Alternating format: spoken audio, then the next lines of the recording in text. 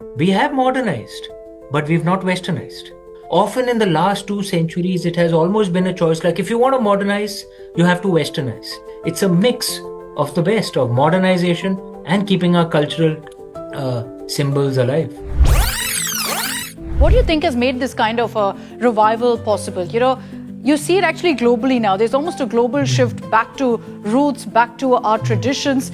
Many would say it's a welcome change that today people know a whole lot more about our traditions than previously, than before. There's a whole lot of conversation about it. What do you think has sparked that? Akshita, you make a good, this is a good question. And I think there is a global change that's happening. There was a culture that was dominant for the last 2-3 centuries, which was the Western culture. And they impacted everyone, right? Across the world, not just India, across the world. Now, some civilizations, some countries reacted to their losing to the Western culture by becoming even more Western. Look at Turkey, what Kemal Ataturk did to Turkey. Abolished the caliphate and made Turkey completely Western. Look at what China tried to do with the Cultural Revolution and the Great Leap Forward. Because Marxism is also a Western philosophy, right?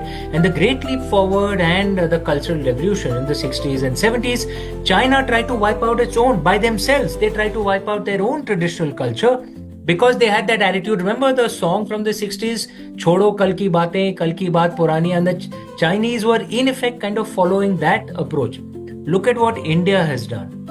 We have modernized, but we've not westernized, right? And it's not always a perfect balance to strike. Often in the last 2 centuries, it has almost been a choice like if you want to modernize, you have to westernize, right? Or the solution has been the other extreme, like the radical Islamists. Don't modernize, go back, 1,000 years.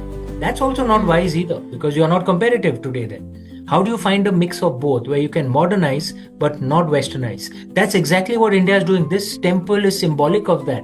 I told you about the flag, but think about the technologies used to build this temple, what L&T used. It was completely modern technology, right?